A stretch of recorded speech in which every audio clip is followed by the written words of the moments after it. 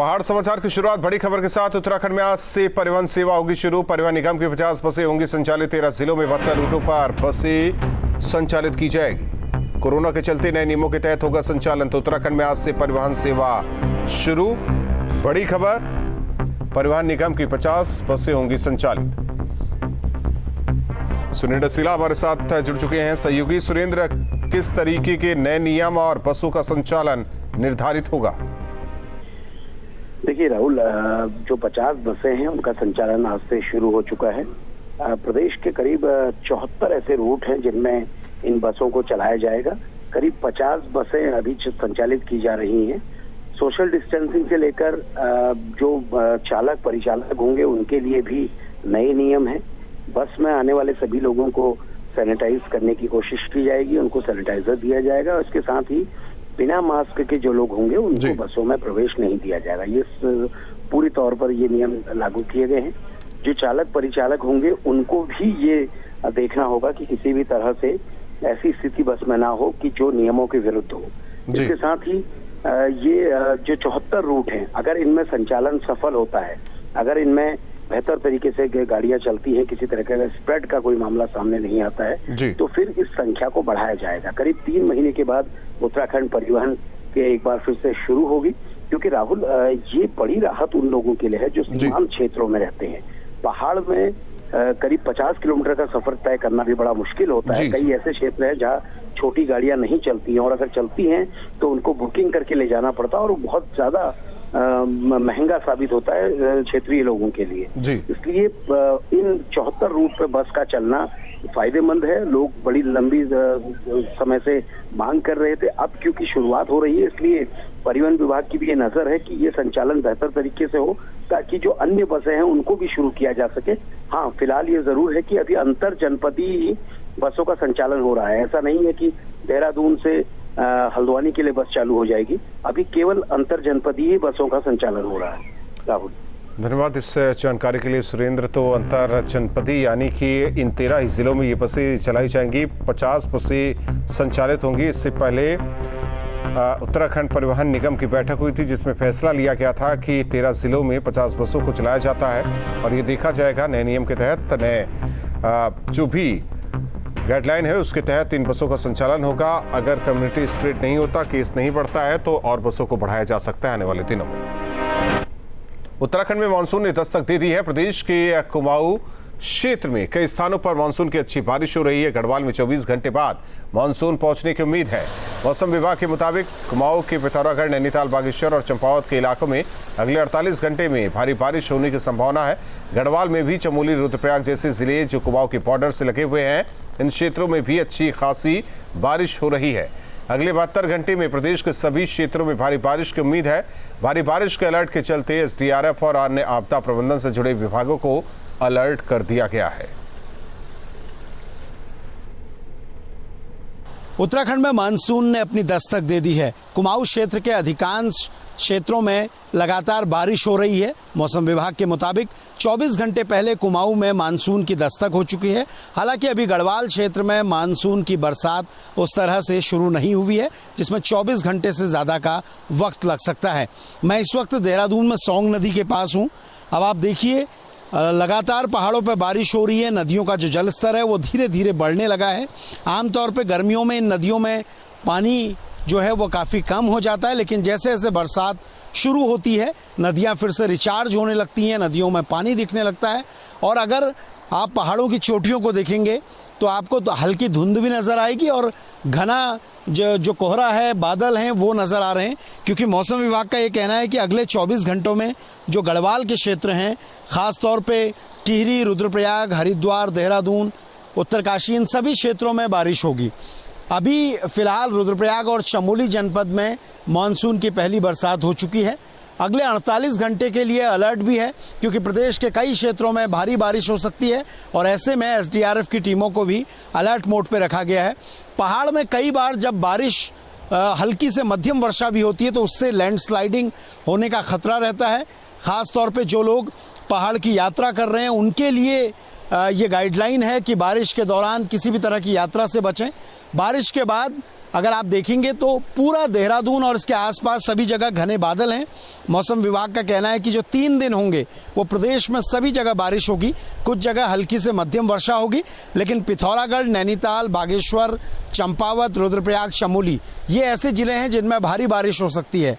बारिश के बाद अगर जंगलों को देखेंगे तो पूरी तरीके से आपको ग्रीनरी नजर आती है, जंगल धुले हुए नजर आते हैं, पूरी तरीके से हरे नजर आ रहे हैं आपको।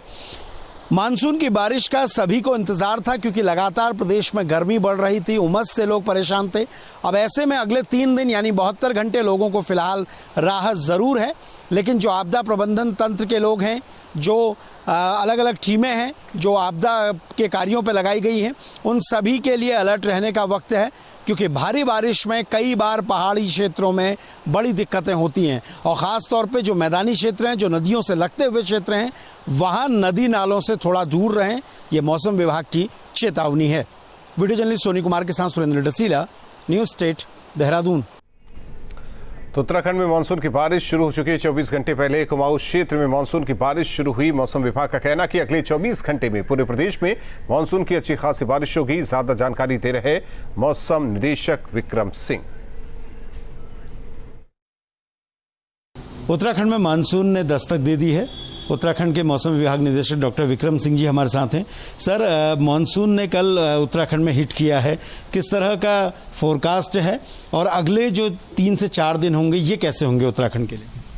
बिल्कुल, देखिए आज 24 तारीख है और कल जैसे 23 को बोला मानसून जो आ गया है यहाँ पे उत्तराखंड में प्रवेश कर गया था और अभी जो 24 आवर्स पास्ट का जो रेनफॉल एक्टिविटी मिली अच्छी है, पूरे प्रदेश में बारिश मिली है और हैवी रेंस भी हमारे को पिथौरागढ़ है या रुद्रप्रयाग है और आप तो कहेंगे कि जो नैनीताल डिस्ट्रिक्ट है उनमें हैवी रेंस भी कहीं कहीं पर मिली है। 26 को भी एक्टिविटी पूरे प्रदेश में रहेगी, हल्की से मध्यम तो रहेगी, लेकिन जो हैवी रेंस है थोड़ी शायद कम हो जाएंगी और एका दुक्का जगहों में फिर भी बोलूँगा कि पिथौरागढ़ है या रुद्रप्रयाग है या इसी तरह नैनीताल है, तो इनमें संभावना है कि जो है 26 को भी एका दुक्का जगहों में इन डिस्ट्रिक्ट में मिल जाए। सर, किसी तरह का अलर्ट या एहतियात बरतने के लिए कुछ कहा गया है? बिल्कुल, देखिए जैसे मानसून जब पहुंचता है तो जो बारिश होती है उसमें वो थंडरस्टॉर्म टाइप एक्टिविटी ज़्यादा होती है और उसमें तेज़ी से जो शावर है वो देखने को मिलते हैं। तो जो हैवी रेंस है वो शॉर्ट ड्यूरेशन में मिल जाती हैं। तो इस तरह के उसके लिए थोड़ा सा जो है ठीक है, इसीलिए जो हैवी रेंस है वो वार्निंग में ही आता है और 25 को जैसे मैंने बोला है और आज भी हैवी रेंस जो है जैसे बोला है जिन डिस्ट्रिक्ट में संभावना है तो वहाँ पे थोड़ा सा तो सतर्क बिल्कुल लोगों को रहना चाहिए। लेकिन अभी देखिए कि एकदम जो है जो ज़मीन जो है गिरी नहीं हो पाती है, इतना पर्कोलेशन नहीं हो पाता है, तो बहुत दिक्कत वाली बात कुछ नहीं होनी चाहिए। लेकिन हाँ ये कि जैसे तेज शावर है और एकदम से पानी बढ़ जाता किसी गाढ़ गधेरे में तो वो थोड़ा बहुत कटाव कर सकता है, या आप लो लाइंग एरियाज में बहुत तेज बारिश गिरी है तो आपके घर में मकान में जो आपका जो है पानी घुस जाएगा या जो मलबा है वो घुस सकता है। तो थोड़ा बहुत ऐसी एका दुक्का जगहों में मैं कहूँगा 25 तारीख में हो सकती है ऐसी चीज़ देखने को मिले, लेकिन यहाँ कम संभावना है। Thank you. उत्तराखंड में मानसून की बारिश के बाद प्रदेश में लगभग सभी जगह बारिश शुरू हो चुकी है। कुछ जिलों में भारी बारिश का अलर्ट भी है। ऐसे में आपको एहतियात बरतने की जरूरत है और खास तौर पे बारिश के दौरान नदी नालों से थोड़ा दूर रहें। वीडियो जर्नलिस्ट सोनी कुमार के साथ सुरेंद्र डसीला, न्यूज़ स्टेट, देहरादून। खबर बागेश्वर से, जहां तेज बारिश के बाद मौसम बदला।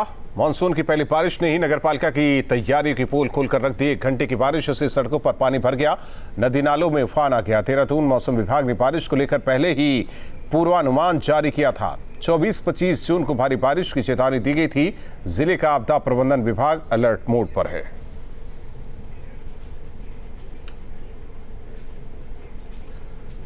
मसूरी में झमाझम बारिश हो रही है। मसूरी में चारों तरफ कोहरा छाया। बारिश के चलते जनजीवन अस्त व्यस्त हो गया। तस्वीरें आपको दिखाते हैं, ये तस्वीरें देखिए। तो लगातार बारिश का दौर जिस तरीके से पहाड़ों में जारी है, हालांकि आम जनजीवन अस्त व्यस्त, पर्यटकों की संख्या कम है, लेकिन जो लोग यहाँ स्थानीय लोग हैं उन्हें खासी परेशानी इस बारिश की वजह से हो रही है। इलाके में ठंड भी पड़ने लगी है क्योंकि बारिश की वजह से तापमान में गिरावट दर्ज की गई है और ऐसे में लोग गर्म कपड़े का इस्तेमाल इस बारिश के दौरान कर रहे हैं।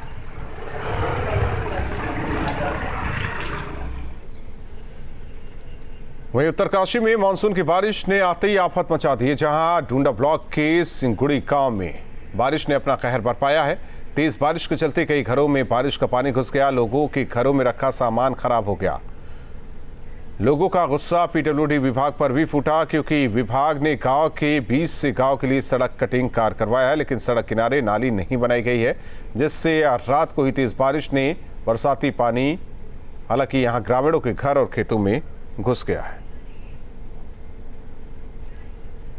हम लोग जो है पीडब्ल्यूडी की ये रोड बनने से विकास की जगह विनाश देख रहे हैं रात दिन, तो सारा पानी से सारा गांव तबाह है। और हमने कई प्रतिलिपि जिला प्रशासन को महोदय इसको क्या कहते हैं एक्शन को और कई बार लिखित प्रतिलिपियाँ भेजी, लेकिन हमारी तरफ कोई उन्होंने विभाग ने कोई ध्यान नहीं दिया अब तक। आज की डेट में जो है आप इधर हमारी ओर थोड़ा मद्देनजर देखते हो तो देखिए और विभाग की ओर थोड़ा आप थोड़ा ध्यान रखें। हल्द्वानी में बारिश के बाद गौला नदी में अचानक पानी आने से हड़कंप मच गया। अचानक पानी आने से 3 डंपर पानी में बह गए। ड्राइवर्स किसी तरह अपनी जान बचाकर पानी से निकलने में कामयाब रहे। बारिश की वजह से गौला बैराज से नदी में 8000 क्यूसेक पानी छोड़ा गया, जिससे नदी में सैलाब आ गया। खनन के लिए नदी में खड़े डंपर पानी में बह गए।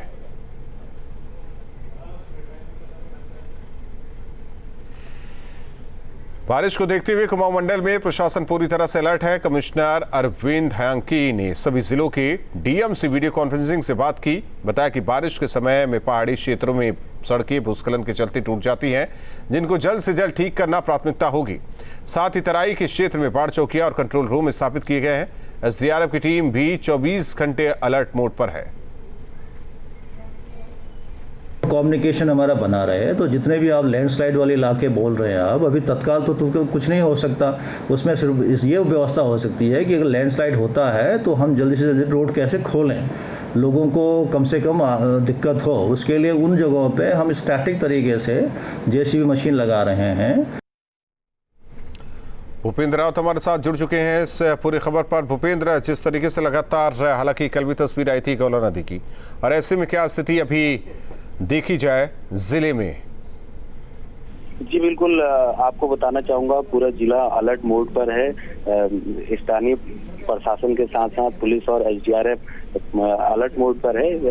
अगर कोई बरसात के चलते कहीं बटाव या फिर कुछ अनहोनी होती है तो उसको लेकर कहीं ना कहीं स्थानीय प्रशासन और पुलिस और जो है एसडीआरएफ की टीम है वो अलर्ट मोड पर है। जी धन्यवाद इस जानकारी के लिए। तो एसडीआरएफ और एनडीआरएफ की टीम अलर्ट मोड पर है। हालांकि जिस तरीके से पहले ही चेतावनी जाहिर कर दी गई थी कि 24 और 25 जून को भारी बारिश हो सकती है, जिसकी तस्वीर भी आई, क्योंकि लगातार देखा जाए बारिश की वजह से लोगों को दिक्कत भी हो रही है। चमोली में बद्रीनाथ राष्ट्रीय राजमार्ग लामबगड़ के पास बारिश के चलते भूस्खलन हो गया। इसके चलते रास्ता देर रात को बंद हो गया, जिसे कड़ी मशक्कत के बाद आवाजाही के लिए खोला गया। हालांकि इस बार भगवान बद्री विशाल की यात्रा अब भी नहीं चल रही है, लेकिन लैंडस्लाइड से सबसे बड़ी मुश्किल सेना के वाहनों को हो रही है।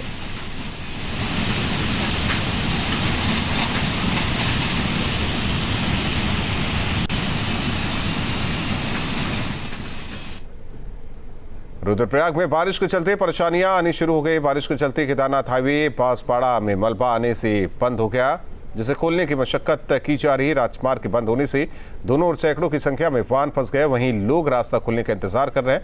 हालांकि वैकल्पिक मार्ग के तौर पर कुछ लोग अगस्त मुनि वसुकेदार गुप्तकाशी का इस्तेमाल कर रहे हैं।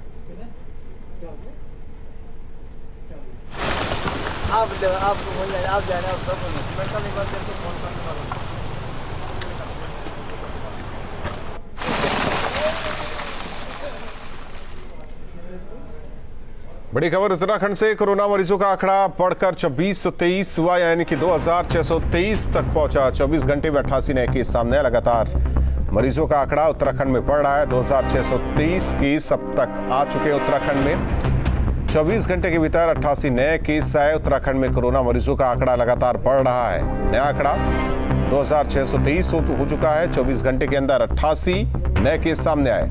1721 मरीज अब तक ठीक होकर डिस्चार्ज हुए। प्रदेश में अब भी 918 एक्टिव केस। प्रदेश में अब तक 35 कोरोना पीड़ितों की मौत। देहरादून में 35, कंटेनमेंट जोन हरिद्वार में 63, टिहरी में 10, और वहीं उधम सिंह नगर में 3 कंटेनमेंट जोन है। उत्तरकाशी में 1 कंटेनमेंट जोन। प्रदेश में कोरोना मरीज डबलिंग रेट 23.293 का है, जबकि प्रदेश में कोरोना मरीज रिकवरी रेट 64.37% है। चमोली में 4 लोग कोरोना पॉजिटिव सामने आने के बाद, हालांकि सभी व्यक्ति ये दिल्ली से लौटे थे। हड़कंप स्वास्थ्य विभाग में मच गया था।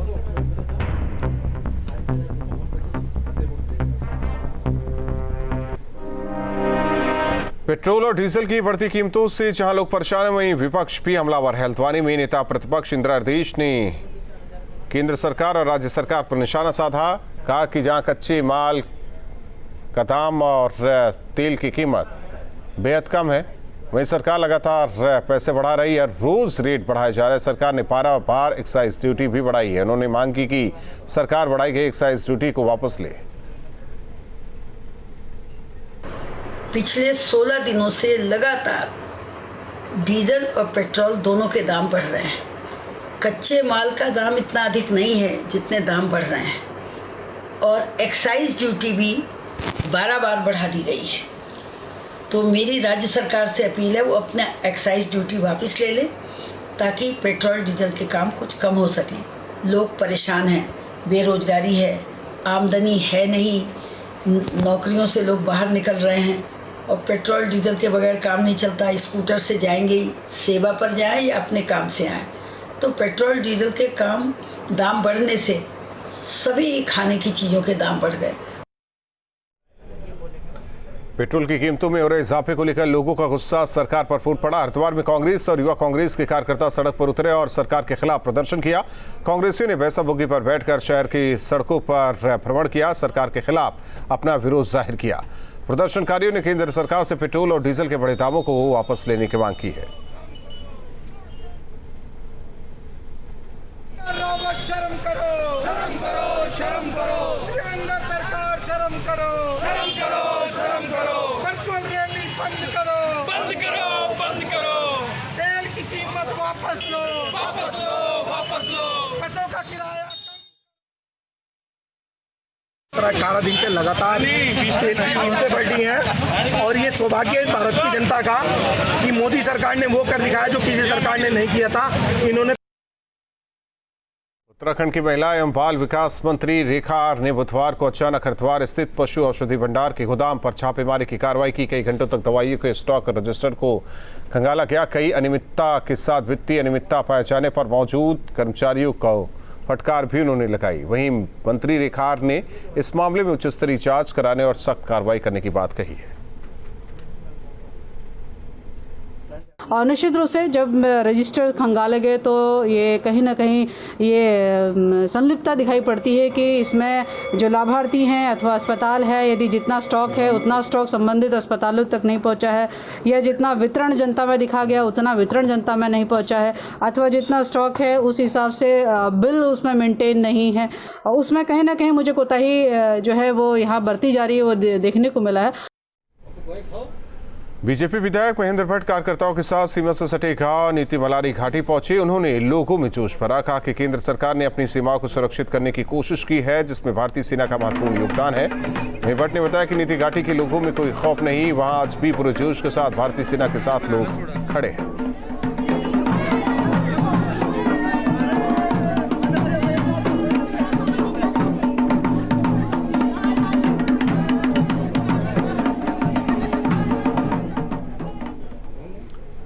हरेला पर्व को लेकर सियासत शुरू हो गई। दरअसल उत्तराखंड वन विभाग के मुखिया जयराज ने विभाग को एक पत्र जारी किया, जिसमें हरेला पर्व के लिए आरएसएस के योगदान का जिक्र किया, जिस पर नेता प्रतिपक्ष डॉक्टर इंदिरा हृदयेश ने ऐतराज जाहिर किया। वहीं वन मंत्री डॉक्टर हरक सिंह रावत ने भी इस खत पर नाराजगी जाहिर की, जबकि पत्र को लेकर जयराज ने सफाई दी कि राष्ट्रीय स्वयंसेवक संघ पर तो कोई बात ही नहीं की, क्योंकि वृक्ष कोई भी लगा सकता है, आरएसएस वाले भी लगा सकते हैं, हमारी कोई आपत्ति नहीं, परंतु शासनादेश निकालने पर हमारी घोर आपत्ति है कि इस प्रकार नौकरशाही को इस तरह के कार्य करने के लिए प्रेरित किया जाना, ये सभी मान्य सिद्धांतों के खिलाफ है। इंदिरा हृदयेश जी का मुझको टेलीफोन आया था और उन्होंने इस पर नाराज़गी व्यक्त करी, और मैंने भी पत्र देखा तो मुझे भी लगा कि नहीं, ये जो मंशा तो बड़ी अच्छी हो सकती है। और मैंने कहा नहीं, स्वयं संघ का सहयोग लेना कोई बुरी बात नहीं है, लेकिन आप केवल लेटर में, केवल इस तरह सरकारी पत्रों में आप इस तरह की भाषा नहीं प्रयोग कर सकते। सरकारी पत्रों में आप सामाजिक संगठन, उसमें संघ का नाम उल्लेख कर देते, 2-4 और सामाजिक संगठनों का नाम उल्लेख कर दिया। वैसे तो नाम उल्लेख करने की जरूरत नहीं है। मैं अल्मोड़ा पुलिस ने तस्करों पर कार्रवाई की है। पुलिस ने बागेश्वर के काफली घेर से तस्करी कर लाई जा रही चरस को पकड़ा है। करीब 1.5 किलो चरस के साथ एक तस्कर को गिरफ्तार किया है। चरस की कीमत 1,60,000 बताई जा रही। पुलिस आरोपी पर NDPS एक्ट के तहत केस दर्ज कर कार्रवाई में जुटी है। बताया जा रहा है कि मुखबिर की सूचना पर SOG और कोतवाली पुलिस ने संयुक्त रूप से छापेमारी की। बाल्टा तिराहा में एक कार को पकड़ा, जिससे तस्कर को चरस के साथ गिरफ्तार किया गया। ड्रग्स के खिलाफ जागरूकता अभियान चलाया जा रहा है। उसी में जब टीम लगाई हुई थी, उसी टीम के दौरान SOG प्रभारी नीरज भाकनी और चौकी NTD के हमारे इंचार्ज सौरभ भारती, मैं फोर्स के जिसमें ड्रग अवेयरनेस टीम में लगे हुए थे, जिसमें बागेश्वर की तरफ से आती हुई एक कार को रोकने पर उसमें बल्टा चौराहे पर एक अभियुक्त को जो है 1 किलो 500 ग्राम चरस के साथ गिरफ्तार किया गया है। उसके विरुद्ध जो है वैधानिक कार्रवाई करते हुए मुकदमा पंजीकृत किया गया और अभियुक्त को जेल भेज दिया गया। स्थानीय स्तर पर चारधाम यात्रा का आगाज होने के बाद श्रद्धालु यात्रा पर जाने लगे, लेकिन कोरोना के चलते बेहद ही कम लोगों को धाम में जाने की इजाजत दी जा रही है। इसका अंदाजा इसी बात से लगाया जा सकता है कि यात्रा शुरू होने की 14 दिन गुजरने के बाद 520 श्रद्धालुओं ने बद्रीनाथ धाम के दर्शन किए। वहीं देश के कोने कोने से बद्रीनाथ में श्रद्धालुओं की ऑनलाइन पूजा की जा रही है।